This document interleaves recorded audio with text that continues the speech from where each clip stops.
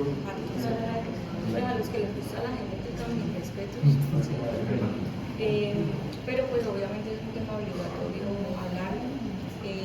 Yo claramente traigo las cosas más puntuales, porque no, pues para cualquier listo. Pero la idea es que sí, o sea, tomen como los conceptos básicos de la farmacogenética como que sean aplicables para la práctica clínica, ¿listo? Entonces, cuando hablamos de farmacogenética, hablamos, ¿ustedes qué creen? O de lo que leyeron, o de qué se trata la farmacogenética, ¿por qué este concepto? La farmacogenética es el estudio de la variación y la interacción que tienen los distintos fenotipos y genotipos con los medicamentos que se entran en nuestro organismo. ¿Tú, Willy?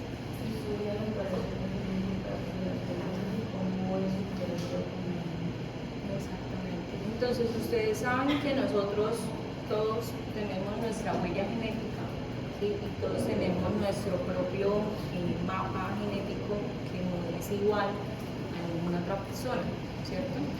Que obviamente hay genes comunes, ¿sí? Pero no todos se expresan de la misma manera.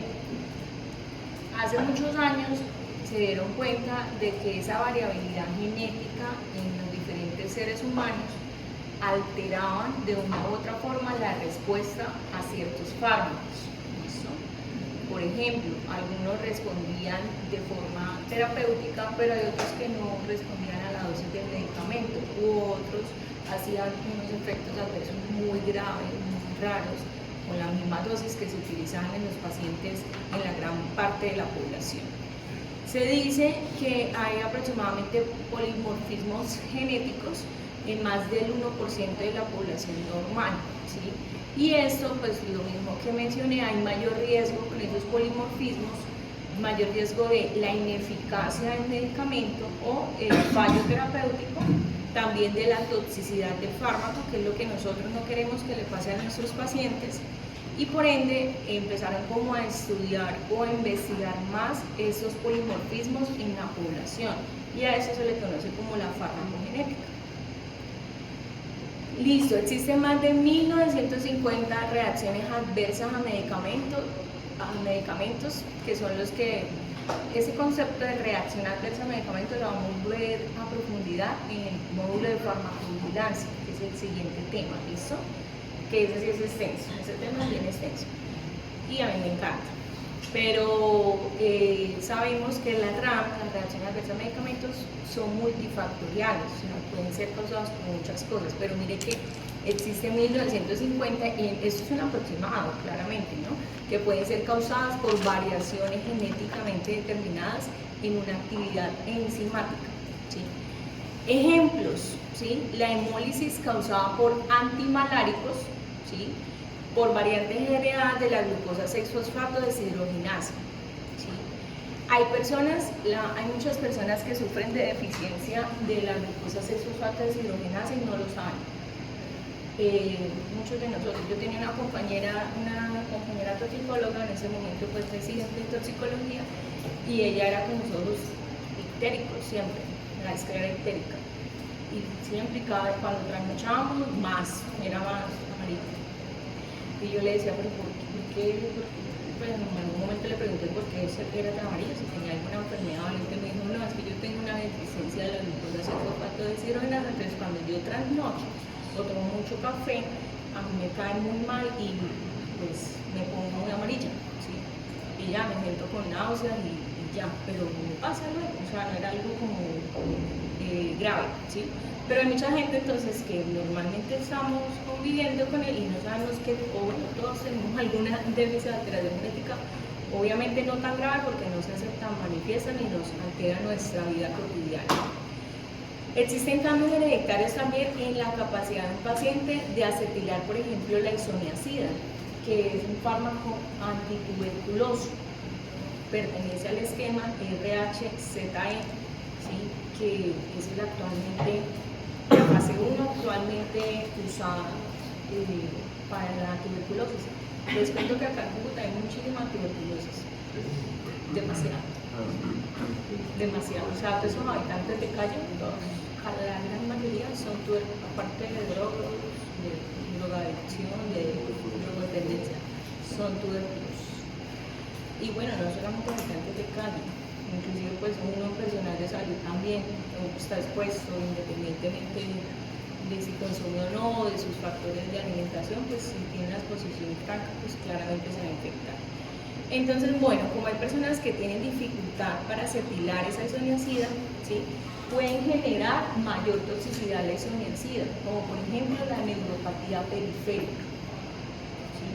La neuropatía periférica, normalmente la isoniazida, según las guías y las recomendaciones, se recomienda siempre que se administre junto con piridoxina, que es la vitamina B6, para precisamente evitar, porque no sabemos los polimorfismos, para evitar esos efectos adversos como neuropatías periféricas o también hepatotoxicidades propias del fármaco. ¿Listo? Existe la descripción de los polimorfismos genéticos mediante observaciones incidentales, como les mencioné, o sea, casi siempre todos son hallazgos incidentales. En algunos pacientes, sobre todo, que evaluaron y estudiaron cuando presentaban reacciones adversas muy bizarras o muy desagradables, muy exageradas, ¿sí?, y también que se daban, cuando se les administraba una dosis estándar de un fármaco. ¿Sí? A esa población es la que más se estudió y por ende encontraron esos polimorfismos genéticos. Entonces vamos a hablar algo de genética y genómica. Entonces la genética molecular y la genómica han transformado la farmacogenética en la última década. ¿Sí? Gracias a esto, pues digamos que hacen de pronto mayor fabricación o elaboración de medicamentos más seguros. ¿Sí? Una pregunta, la farmacogenética es la que se encarga de la refinación de los macromedicamentos. Sí, básicamente es eso, o sea, gracias a todos estos estudios moleculares y genéticos, digamos que mejoran un poco el perfil de seguridad de los medicamentos. Porque ¿sí? Es que en el capítulo 1 decía que los macromedicamentos solían ser inseguros porque las partículas que son, bueno, los genes con los cuales se fabricaban eran genes de otros organismos. Entonces utilizaban ingeniería genética para poder cambiar los genes por genes humanos y de esa manera refinar los medicamentos para que sean más seguros. Bueno, específicamente los macromedicamentos, que son los que más están relacionados con los genes. Exactamente, sí, es para mejorar como esa seguridad del medicamento. Los dos alelos portados por un individuo, uno denominado genotipo, pueden caracterizarse a nivel del ADN del paciente, ¿sí? Y su influencia sobre la cinética. Miren que no solamente hablan de la farmacocinética, la alteración que puede generar a nivel farmacocinético, sino también el farmacodinámico, porque mencionan que puede haber un cambio en la unión hacia el receptor. Eso es farmacodinámico. Los estudios moleculares en farmacogenética comenzaron con la clonación y sobre todo iniciando con la caracterización de una de las citocromos, de esa familia grande de la CYP450, especialmente la CYP2D6. Listo. Existen mutaciones, existen muchos cambios genéticos. Bueno, los que vieron ustedes en qué semestre vienen de genética. El semestre pasado. Están frescos. Listo. Entonces, las mutaciones pueden no tener ningún efecto sobre la actividad enzimática. Ustedes saben que hay algunas mutaciones silenciosas y otras sí manifiestas, ¿cierto? O pueden codificar enzimas con actividad disminuida o ausente, que ahí sí es el peligro pues, para la respuesta del fármaco. También existen duplicaciones que van a conducir a la actividad acelerada o exagerada de la enzima. ¿Listo? Lo que hace que pues, se pueda metabolizar más rápido el medicamento y de igual forma sea inefectivo. Y en el anterior, cuando hay una actividad disminuida o ausente de la enzima, puede hacer es que no se metabolice el medicamento y puede generar mayor toxicidad. Metabolizadores extensos. Entonces, existen varios tipos de alteraciones o polimorfismos genéticos enzimáticos, pero uno de los más estudiados son la parte de las enzimas que metabolizan fármacos. Entonces eso se subdivide, se clasifican metabolizadores extensos, metabolizadores intermedios y metabolizadores ultra rápidos. Creo que algo les había mencionado como en el tema de farmacocinética, ¿sí? Con respecto al alcohol, no sé si aquí en esta presentación lo traiga a colación, ya miramos. Pero entonces es importante que sepan que existen esos diferentes tipos de metabolizadores, ¿sí? Los extensos son individuos homocigotos o heterocigotos para enzimas de actividad natural o de tipo salvaje.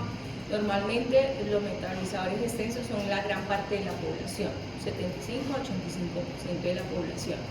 Los intermedios son del 10 al 15%, ¿sí? O también conocidos como metabolizadores lentos, ¿sí? Que son del 5 al 10%, son portadores de 2 alelos de actividad disminuida o alelos de pérdida de función.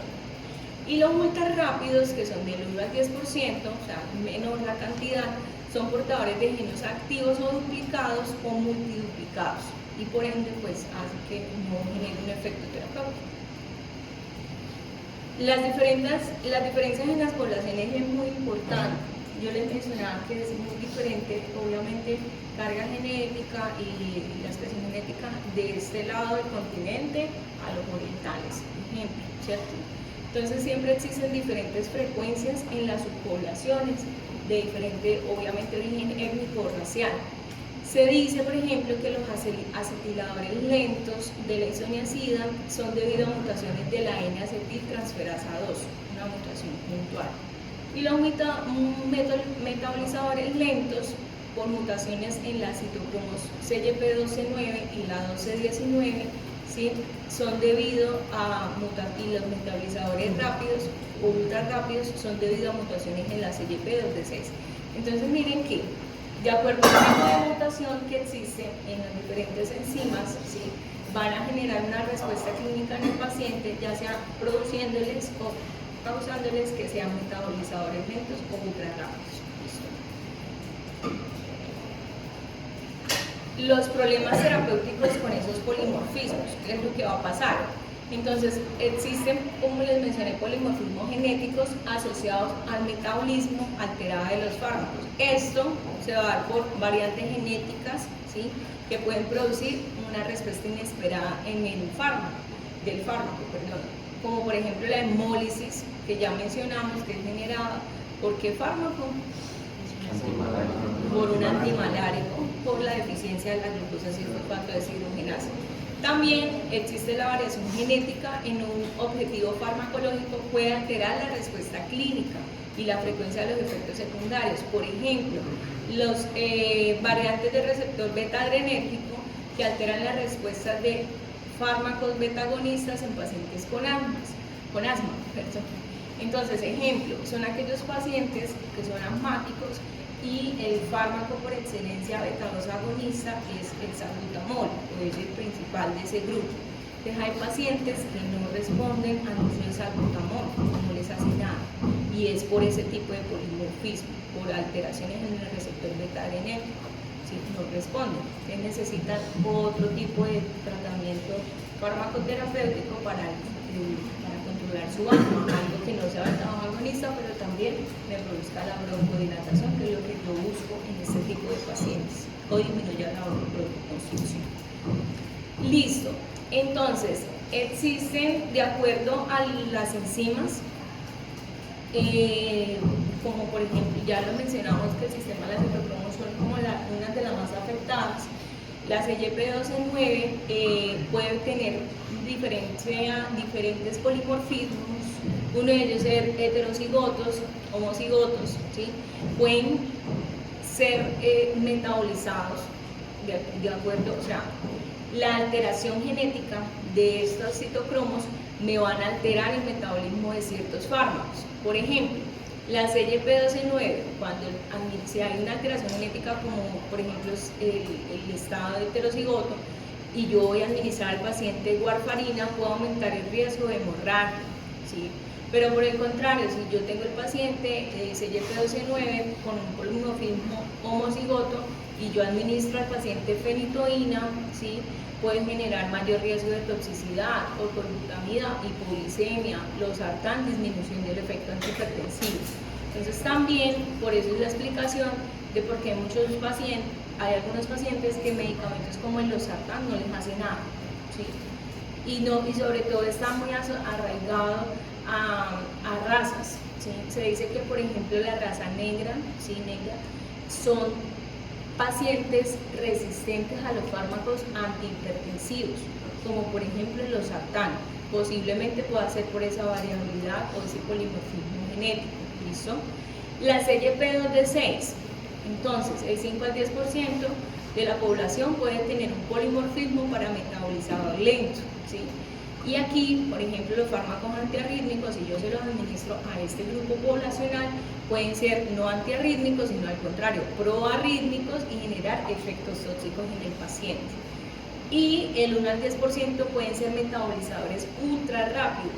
Entonces, a esta población, fármacos como los antidepresivos pueden generar una ineficacia. Si se trata de metabolizadores lentos, pues una toxicidad, y si se trata de metabolizadores ultra rápidos, pues una ineficacia del fármaco. ¿Listo? Los antipsicóticos, como ya lo habíamos mencionado, ya sean típicos o atípicos, haloperidol, levomepromacina, que son los más representantes de los típicos o atípicos, como la olanzapina, quetiapina, ¿sí? Pueden generar en estos pacientes disquinesia tardía, que son como alteraciones en la movilidad de movimiento de forma tardía. Los opioides, miren la importancia, ¿por qué? Porque todos estos fármacos se van a metabolizar por CYP2D6, por eso es que los menciono. Los opioides, en una alteración genética o un polimorfismo, pueden generar ineficacia de la codeína como analgésico y pueden generar mayor riesgo también, por otra parte, de efectos narcóticos de los opiáceos, o sea, los duermen más rápido en una dosis estándar de, por ejemplo, tramadol, sí, que casi todos los pacientes pues lo pueden tolerar, pero hay unos pacientes que definitivamente no, porque con una sola dosis de una vez se dopan, se duermen mucho. Y obviamente también esos polimorfismos están más asociados con el riesgo de dependencias.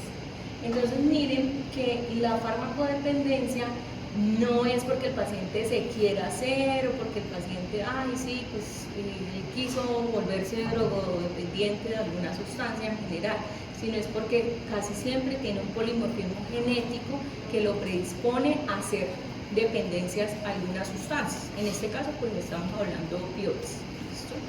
Lo que pasa es que es muy difícil hacerle un mapeo genético y mejor dicho, sería en un mundo ideal, ¿no? Pero aquí en estos países pues es muy complejo hacer ese tipo de estudios y realmente pues se desconoce la población qué tipo de polimorfismos tenga. Esto es algo teórico, ¿no? Que sí, o sea, sí existe, pero no en esta población o no en nuestros pacientes habituales. Antagonistas de los receptores adrenérgicos beta, ¿sí? O beta bloqueadores, es lo mismo, ¿sí? Puede generar un aumento de los bloqueos beta, ¿sí? Empeorar la respuesta, generar un efecto más potencial. Entonces, este es, por ejemplo, un polimorfismo, y aquí sí son muy diferenciales o muy claros o de acuerdo a la raza, ¿sí? Entonces dicen que la CYP2C19 en cuanto a los blancos versus los asiáticos, entonces los blancos tienen el 3 a 6% de ese polimorfismo genético, ¿sí? En donde fármacos como el omeprazol tienen mayor tasa de curación cuando se administran con claritromicina, ¿sí? Y el 8 al 23% de los asiáticos con el diazepam pueden generar una sedación mucho más prolongada, cosa que de pronto acá hacia la parte hispana o latinoamericana pues casi no es tan sensible a fármacos como las benzodiazepinas. ¿Listo? ¿Qué otro aquí relevante? Bueno, por ejemplo, de la N-acetiltransferasa, ¿sí? Normalmente el 40 al 70% de blancos tiene polimorfismo y, por ejemplo, tiene mayor riesgo de hipersensibilidad a sulfonamidas. Y el 10 al 20% de los asiáticos puede tener ese polimorfismo, puede generar mielotoxicidad cuando son acetiladores rápidos, pero cuando yo administro este fármaco que es amonafida, ¿sí? Y en lupus y en fármacos como la isoniazida, que es el antituberculoso, puede generar lupus eritematoso inducido por fármaco. ¿Listo?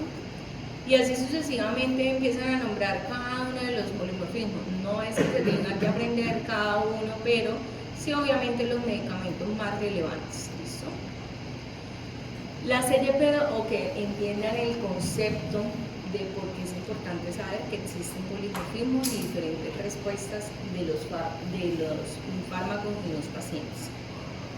Entonces, hablando ya de propiamente de metabolismo de fármacos, la CYP2D6, ¿sí? Que es una familia o subgrupo, una subfamilia de las CYPs importantes, es la principal citocromo encargada de metabolizar fármacos antidepresivos como antidepresivos tricíclicos, como todos estos son antidepresivos tricíclicos, y de los compuestos tetracíclicos como la amaprotilina, que eso acá en Colombia no, ¿sí?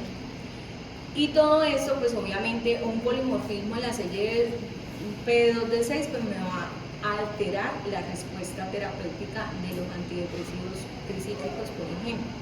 Entonces existen dos grupos de pacientes que pueden presentar problemas clínicos. Lo mismo, esto aplica para todos eso es un ejemplo, esto aplica para todos los sistemas de los metabolismos de los fármacos, ¿listo? Entonces, los metabolizadores lentos van a aumentar las concentraciones plasmáticas de los antidepresivos tricíclicos a dosis terapéutica, generando mayor riesgo de toxicidad. Los metabolizadores ultra rápidos son propensos a la falla terapéutica porque las concentraciones del fármaco en dosis normales son demasiado bajas.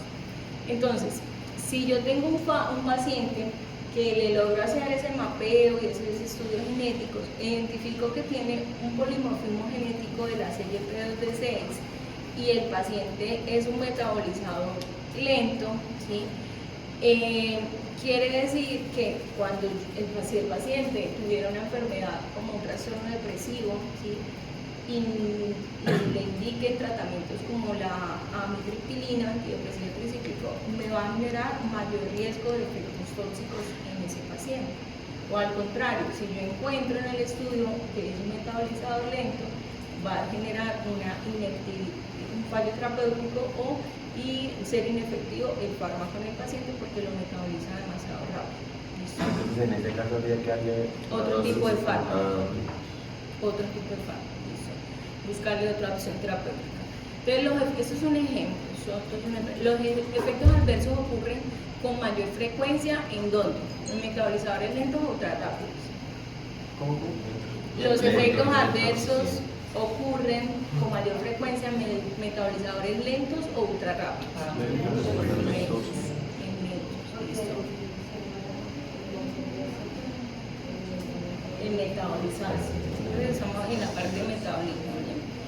Y pueden, por ejemplo, en este caso, malinterpretarse como síntomas de depresión y conducir inclusive erróneamente a aumento de la dosis. Por ejemplo, lo que ustedes estaban diciendo, entonces aumentamos la dosis, no, hay que cambiar el medicamento. Listo, entonces las reacciones adversas también a opioides están asociadas con el polimorfismo CYP2D6. No todos los heroinómanos, por ejemplo, que son los adictos a la heroína, terminan en una sobredosis. Obviamente depende de muchas condiciones, ¿no? O sea, si se meten una gran cantidad de heroína, claramente van a terminar en toxicidad, en síndrome opioide, tirados en la calle, normalmente lo encuentran así la policía y los traen hacia urgencias. ¿Listo? Cuando ocurre esto del shock de heroína, por ejemplo. ¿Cómo?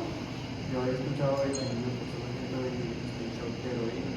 ¿Shot de heroína? O sea, ¿Qué hace? según lo que yo he escuchado, es que el cuerpo empieza como que a generar más receptores para la misma heroína, lo que provoca que la persona empieza a sufrir ansiedad, dolor de cabeza, ganas de orinar y hasta no consumir nuevamente la heroína no vuelven a salir. O sea, generan una farmacodependencia muy grande.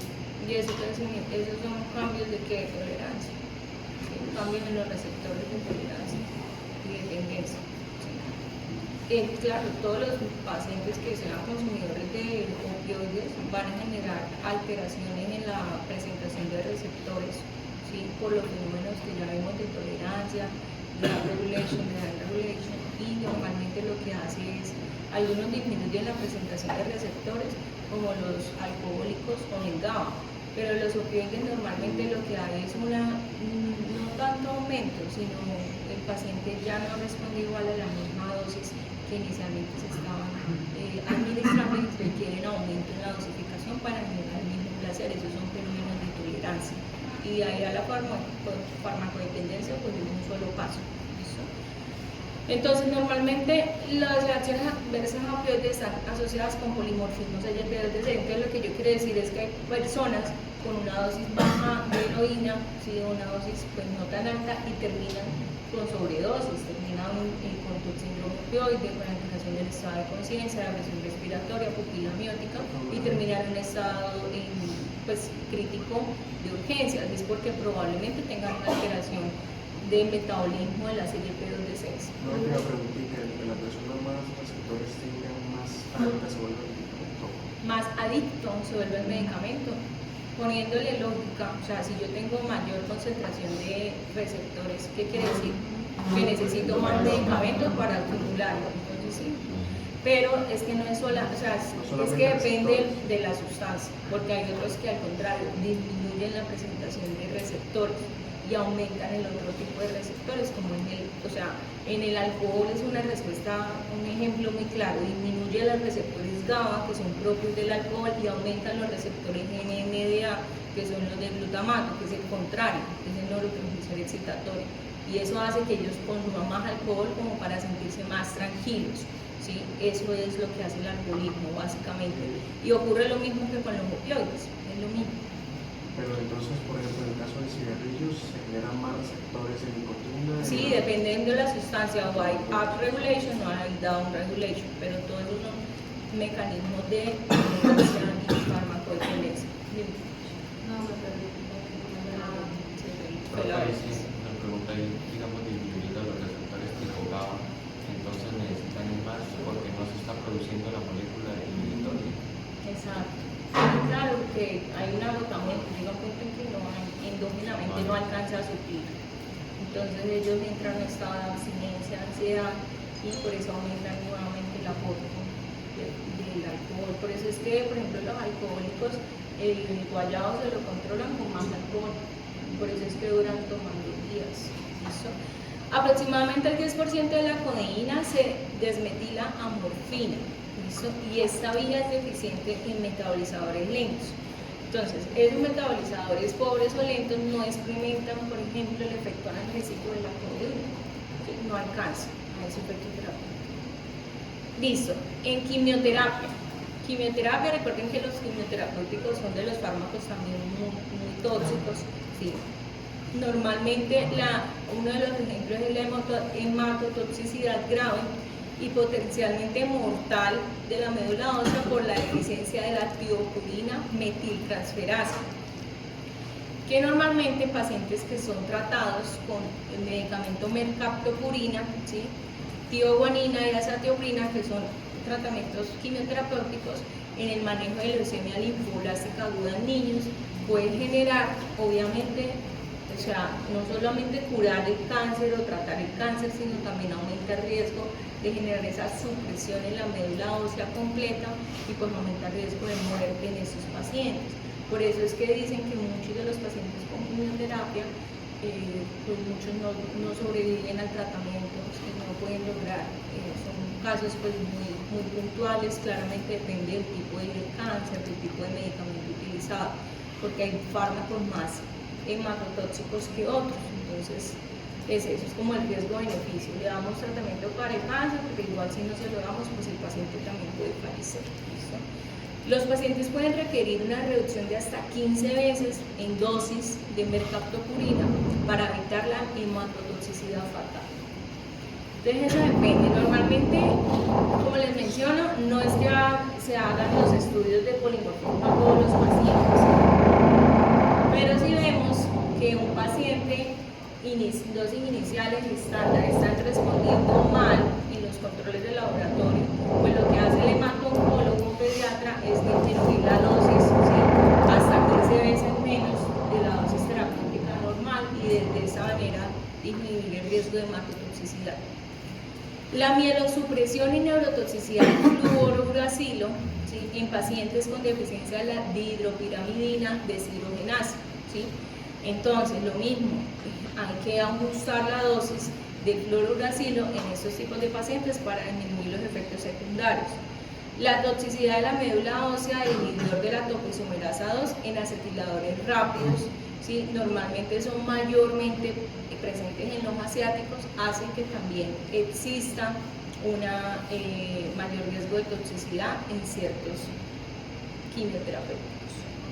Transporte de fármacos. Estamos hablando de la parte como de las alteraciones farmacogenéticas con la genética, con alteraciones genéticas. Y aquí vamos a hablar del transporte de fármacos. ¿Listo? Entonces, se dice que hay una mutación en el exón 26 del gen MDR1, ¿sí? Está correlacionado con niveles de expresión y de la función de la glicoproteína P intestinal, aumentando, por ejemplo, las concentraciones plasmáticas de digoxina. Si se aumentan las concentraciones plasmáticas de digoxina, pues aumenta el riesgo de toxicidad, sobre todo a nivel de cardiotoxicidad o proarritmias. Los sustratos de glicoproteína P incluyen muchos fármacos, ¿sí? En donde se van a metabolizar. Y ahí en donde están trabajando al lado o abajo o arriba. Arriba. Abajo. Ah, sí, la. O sea, no tuvieron otro momento en que trabajar, tuvieron todas las vacaciones para trabajar y en la escuela y empezaron a trabajar. Profe, dime. ¿No? ¿Otra clase? Ah, quiero saber. Por Dios, pensé que eran las 7:55 y yo, wow, pues pasó. No. Sé que la clase está aburrida, yo no sé. No, ese tema no me gusta tampoco, sinceramente, pero tocar. Entonces, los sustratos de la glicoproteína P incluyen muchos fármacos, ¿sí? Que normalmente son más los que se encuentran con un rango terapéutico estrecho, un margen terapéutico estrecho, ¿sí? Que incluyen todos los quimioterapéuticos, acuérdense que tienen un margen terapéutico estrecho, la ciclosporina A, el verapamilo, la fensofenadina, terfenadina y la mayoría de los inhibidores de la proteasa del BDH1, o sea, de los antirretrovirales. ¿Listo? Entonces, este polimorfismo en la glicoproteína P puede tener un impacto importante en el requerimiento de ajuste de dosis individuales para los portadores de este tipo de mutación. Bueno, esto es más de transporte, ¿no? Glicoproteína P es proteína transportadora. El objetivo de los fármacos, entonces, existen polimorfismos en proteínas que codifican para receptores de membrana, alrededor del 50% de los fármacos están relacionados con esto, y las enzimas, que son alrededor del 30%, o canales iónicos, alrededor del 5%. Entonces, por ejemplo, los receptores beta-adrenérgicos y sus mutaciones, ¿sí? Arginina, glicina, por ejemplo, en aminoácidos son los principales determinantes de la respuesta beta de los fármacos beta-2 agonistas con su efecto broncodilatador. ¿Listo?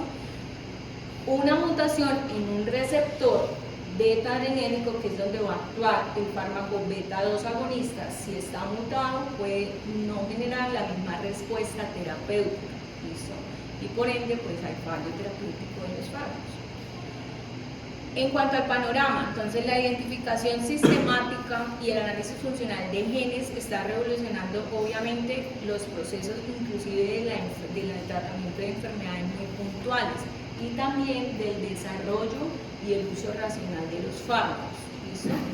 De pronto, en muchos años más adelante, será para pacientes con fallos terapéuticos o con reacciones adversas graves a fármacos, ese estudio de polimorfismo o mapeo genético será un estudio obligatorio, seguramente, para evaluar qué es lo que pasa genéticamente y poder dar un tratamiento más individualizado, más personalizado y ajustado a las necesidades del paciente. Ese es como el objetivo de la farmacogenética, que obviamente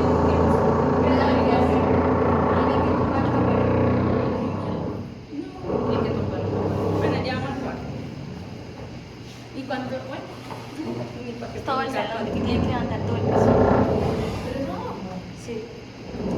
pero suena como una... Qué terrible.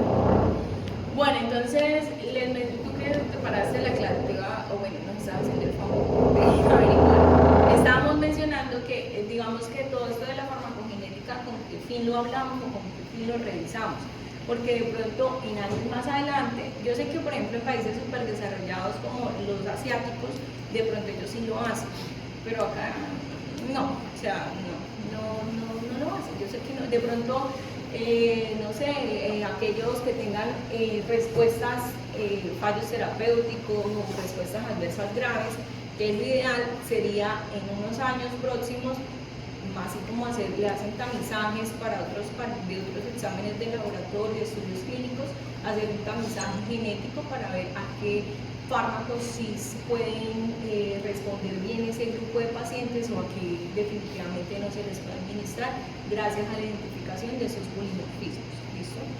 Eso también va a permitir hacer evaluaciones confiables del riesgo de adquirir una enfermedad en particular, por ejemplo, la mielosupresión, la hematotoxicidad, la hemólisis, la neuropatía, ¿sí?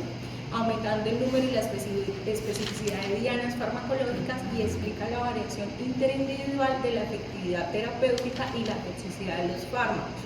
Los alelos mutantes mejor estudiados para las reacciones adversas a medicamentos son los genes N-acetiltransferasa, tiopurina metiltransferasa, la dihidropirimidina deshidrogenasa y las enzimas del citocromo P450, que son las que más hablamos en la clase de hoy. Y ya, eso es todo. O digamos que lo más relevante que me pareció a mí de estudio de farmacogenética, sé que es algo muy hardcore, pero toca hacer. ¿Listo? ¿Alguien tiene alguna pregunta?